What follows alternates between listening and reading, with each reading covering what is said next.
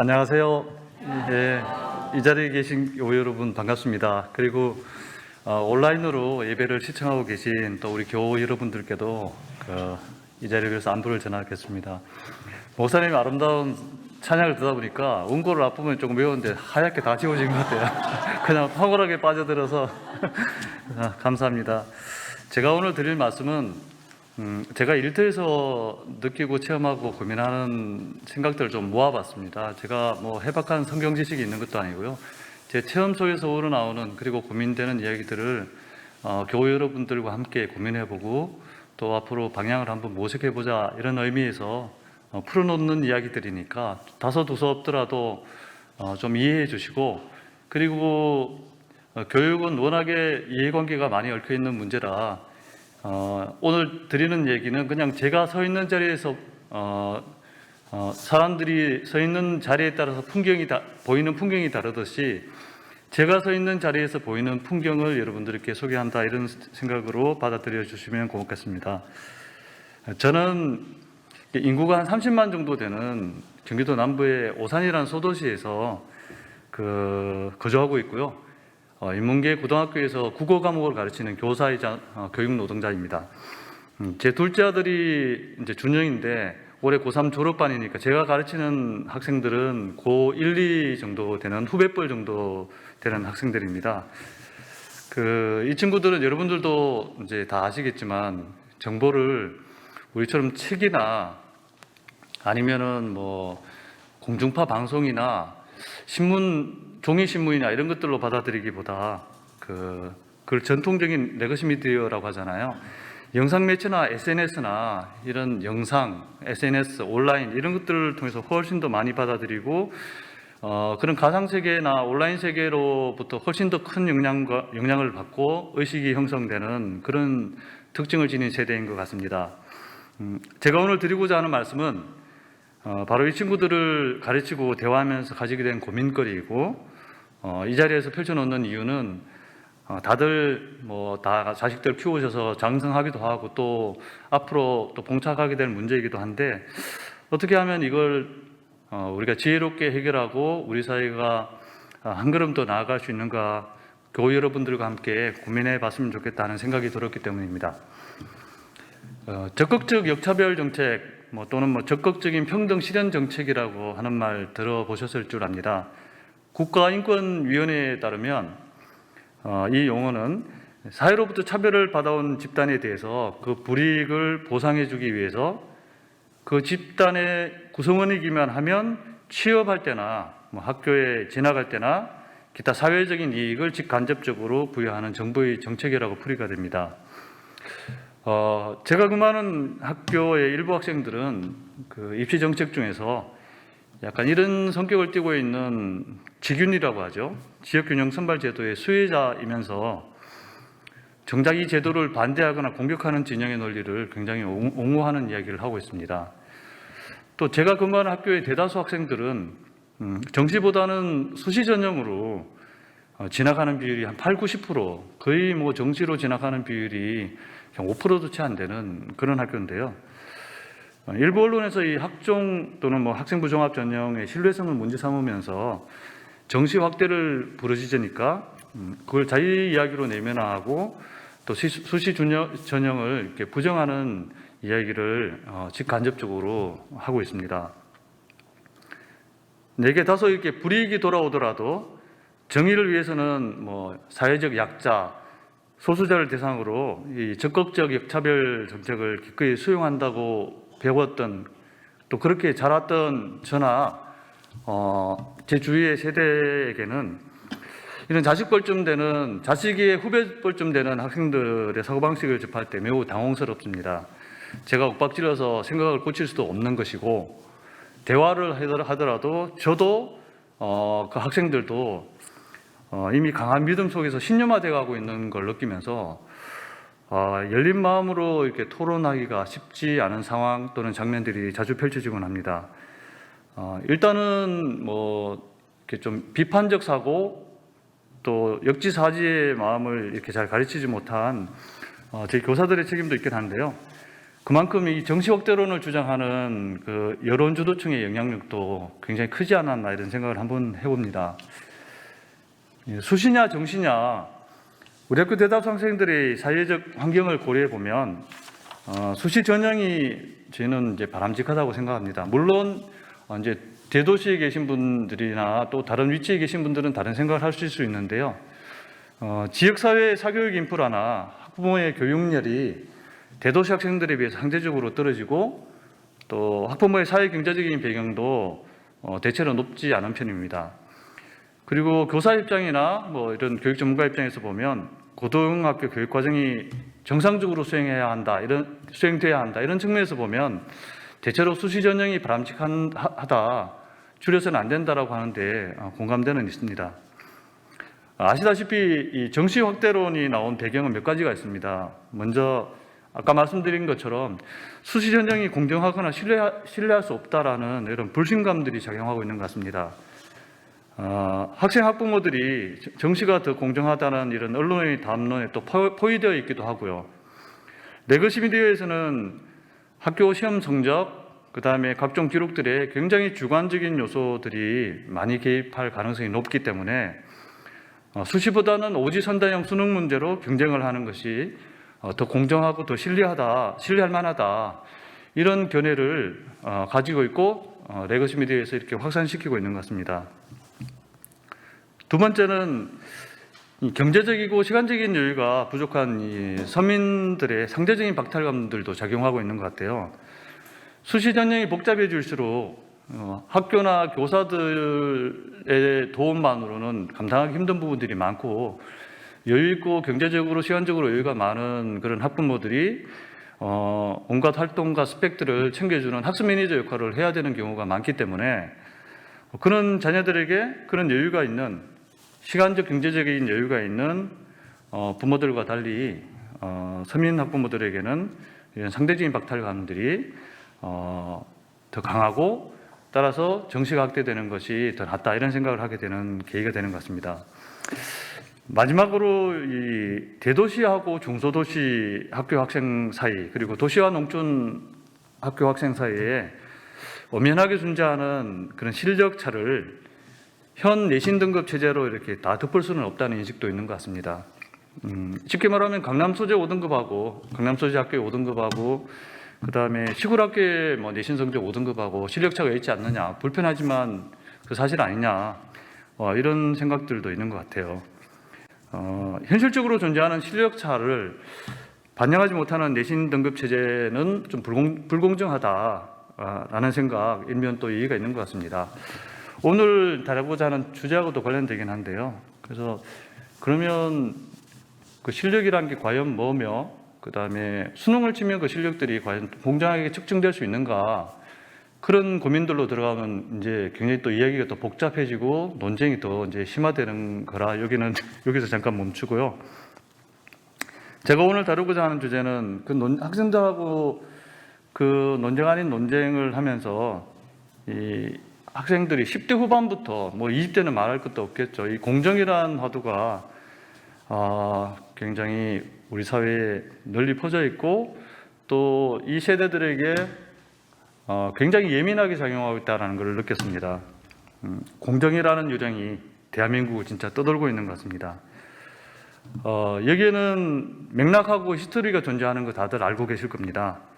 2014년 저도 이제 언론 찾아보고 검색해서 알았는데요. 12월 3일이었던 것 같아요. 국정농단 사건의 그 최순실 말고 이름이 뭐라고 그랬죠? 뭐라고 해라 부르라고 그랬던 것 같은데. 최서원, 죄송합니다. 그 최서원이 딸 정유라를 대학에 이제 부정 입학시켰다는 사실이 보도되니까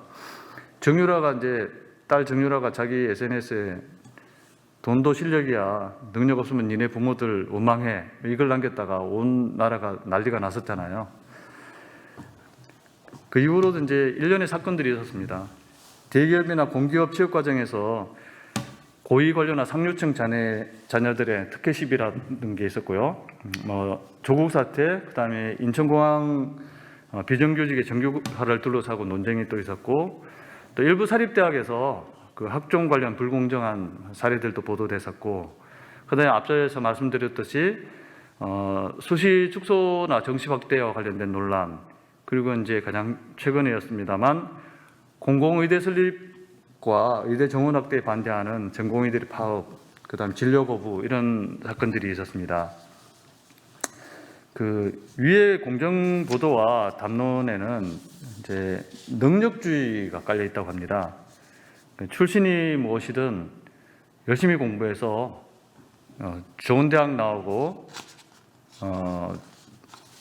좋은 직장 들어가면은 누구나 성공할 수 있다는 그런 믿음, 그리고 나의 양호한 현재 상황은 내 노력과 재능에 대한 보상이고 당신의 열악한 상황은 당신의 게으름과 부족한 재능의 소산이기 때문에 누구도 탓할 수 없다. 나는 미래의 성취를 위해 오늘의 욕망을 억누르고 인내한 개미고, 루저인 당신은 현재의 욕망을 미래를 위해 전시키지 못한 게으른 배짱이였다라는 그런 생각이죠. 사고방식이죠. 2016년에 세계적인 사건 두 개가 있었습니다. 기억하실 줄 아는데요. 미국 대선에서 그 도널드 트럼프가 그 힐러리 클린턴을 꺾은 것 하나 하고요. 그다음 영국이 국민투표를 통해서 브렉시트, 유럽연합 탈퇴를 결정한 것입니다.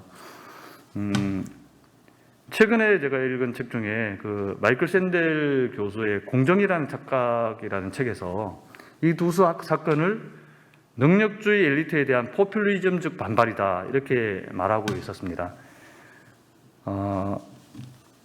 또한 힐러리 클린턴이 대선 패배 후 한 1년 반 뒤에 이 패배했던 대선 전략을 평가하면서 또한 능력주의에 빠진 그 엘리트의 오만함을 또 여지없이 보여주었다고 말하고 있는데요. 힐러리 클린턴이 당시 했던 말입니다.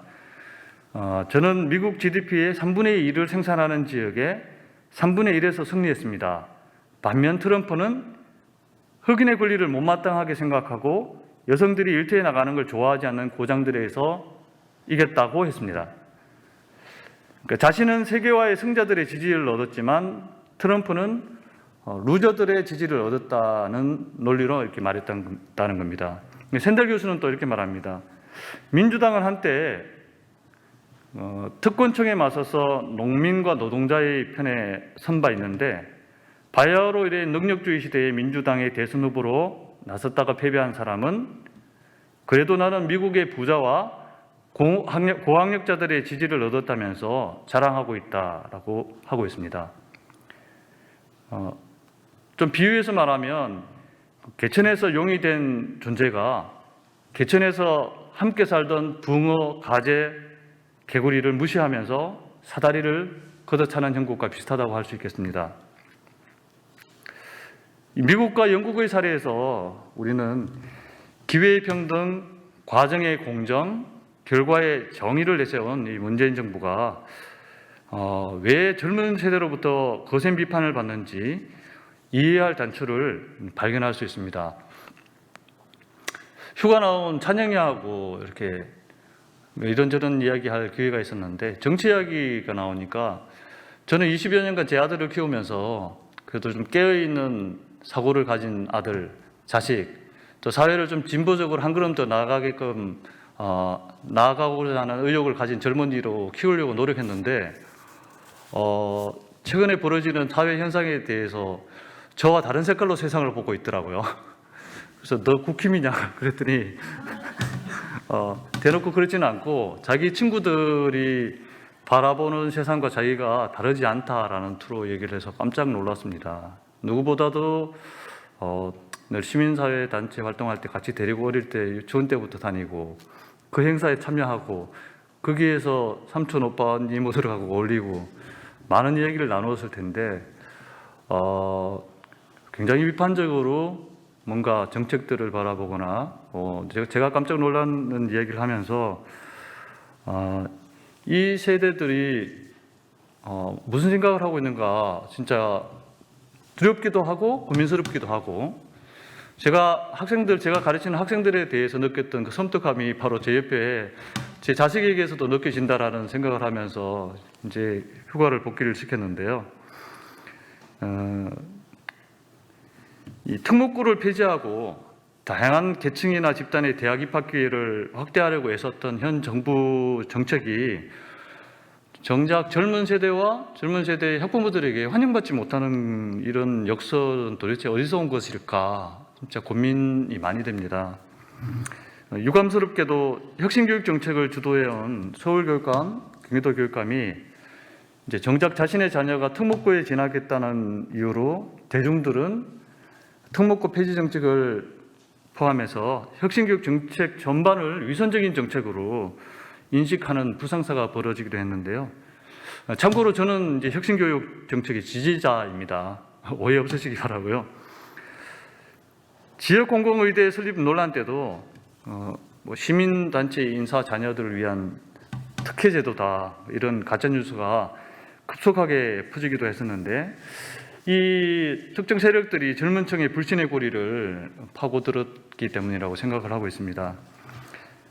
그 밑바닥에는 진보적 가치에 따른 정책들이 기존의 어떤 기득권 구조를 바꾸지 못할 것이라는 어떤 젊은 세대들의 어떤 좌절감, 그리고 조금 더 극단적으로 표현하면 진보 세력 중의 일부도 이미 기득권이다라는 불신감, 이런 것들이 굉장히 뿌리 깊게 박혀 있는 것 같습니다. 2018년에 한국 리서치가 실시한 한국 사회 공정성 인식 여론조사에 따르면 우리나라의 계층 상승의 기회가 열려 있다는 주장에 대해서 전 세대 20대부터 60대가 대체로 좀 부정적인 견해를 보였지만 60대 이상으로 갈수록 오히려 동의하지 않는다는 비율이 젊은 층보다 줄어드는, 다시 말해서 20대, 즉 젊은 세대가 이 계층 상승의 기회가 열려 있다, 다시 말해서 계층 상승의 기회가 닫혔다라고 믿고 있는 비율이 훨씬 더 높았습니다. 80% 가까이 됐었던 것 같습니다. 눈여겨볼 지점이 이 여론조사에 또 하나 더 있는데요. 공익을 위해서 개인 재산권을 제한해도 좋은가? 다시 말해서 우리 공동체를 위해서 내가 좀 손해봐도 되는가? 이런 질문을 던졌을 때 젊을수록 공동체의 이익, 공익보다 개인의 권리를 우선시하는 성향이 더 뚜렷하게 수치로 나타났습니다. 오랫동안 진보의 중요한 가치로 여겼던 이런 공동체주의는 젊은 세대에게서는 굉장히 좀 약화되는 경향이 뚜렷해진 것 같습니다. 개인과 공동체의 이익이 충돌할 때 젊은 세대는 언제든지 진보 정치 세력의 지지를 실현할 수 있다라는 뜻이기도 합니다. 그런데 이 젊은 세대는 세상을 바꾸는 것보다 내 삶을 바꾸는 게 더 중요하다고 여길 수 있는데요. 또 한편으로 생각하면 세상을 바꾸지 않고 과연 내 개인의 삶을 바꿀 수 있을까? 또 이런 질문을 한번 던져봅니다. 저는 모태신앙이라 어릴 때부터 늘 초대교회 이야기를 많이 듣고 자랐습니다. 그래서 자기 재산을 팔아서 공동체를 위해서 같이 나누어서는 그 초대교회의 모습이 가장 이상적인 사회의 모습이라고 제 무의식, 고의식 속에 뿌리 깊이 박혀 있었는데, 그러기 위해서 저도 여기서 말하는 공익을 위해서 내 개인 재산권의 침해를 기꺼이 좀 수용해야 한다, 할 수 있지 않은가라는 생각을 하면서 살아온 세대인데, 젊은 세대로 갈수록 그 공동체는 사라지고 개인 그리고 내 삶, 이런 것들이 더 중요하게 자리 잡는 그런 시대를 바야흐로 우리는 살아가고 있는 것 같습니다. 그리고 그들이 이 사회의 주역이 되었고 되어가고 있고 앞으로도 되어갈 것입니다. 제가 방금 던졌던 질문, 젊은 세대는 세상을 바꾸는 것보다 내 삶을 바꾸는 게 더 중요하다고 여기지만 과연 세상을 바꾸지 않고 내 삶만 바꿀 수 있을까요? 라는 질문에 대해서 저도 자신 있게 아직 답을 못 드리겠습니다. 같이 한번 고민해 봤으면 좋겠습니다. 누군가의 갑질에 굉장히 분노를 쏟아내는 그 젊은이들이 이주노동자, 난민, 소수자 굉장히 냉담하고 가혹합니다.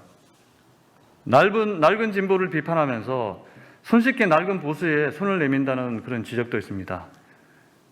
그리고 선택적으로 분노합니다. 그리고 선택적으로 정의를 부르짖습니다. 눈앞에 작은 불공정이나 반칙에는 굉장히 격하게 분노하는데 재벌 총수들의 거학, 범법, 반칙, 특권 이런 것에 대해서는 애써 외면하거나 침묵합니다. 이 모순을 볼 때마다 저는 굉장히 혼란스럽습니다. 여러분들은 어떠신지요?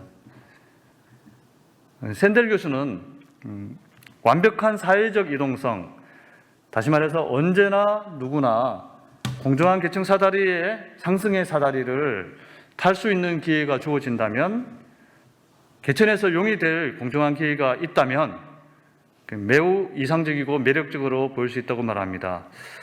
그러나 능력주의는 부자의 자식과 가난한 사람의 자식이 자리바꿈할 수 있어야 한만을 강조하지, 구조적인 빈부격차의 해소나 불평등의 추이에는 관심이 없고 더 나아가서 불평등을 더 정당화한다고 이렇게 비판하고 있습니다. 어떻게 생각하시는지요? 저는 학교에 돌아가면 제가 잘 받아들일 수 없는 공정을 또 부르짖고 또 능력주의에 대한 믿음으로 가득 차서 약자나 자기보다 또 늦게 배우는 그부들을 자신의 클래스하고 좀 다른 존재라고 깔보는 학생들을 여전히 가르쳐야 됩니다. 물론 공부 잘하는 학생 중에 진짜 멋지고 깨어있는 학생도 많습니다. 근데 점점 구조적으로 양극화되어 가고 있는 것 같습니다. 저들은 저들이고 나는 나다. 그리고 내가 갈 길과 저들이 갈 길은 다르다 라고 생각하는 존재들이 많고, 그들에 대한 영향력은 교사로서 저는 더 약해지고 있는 것 같습니다.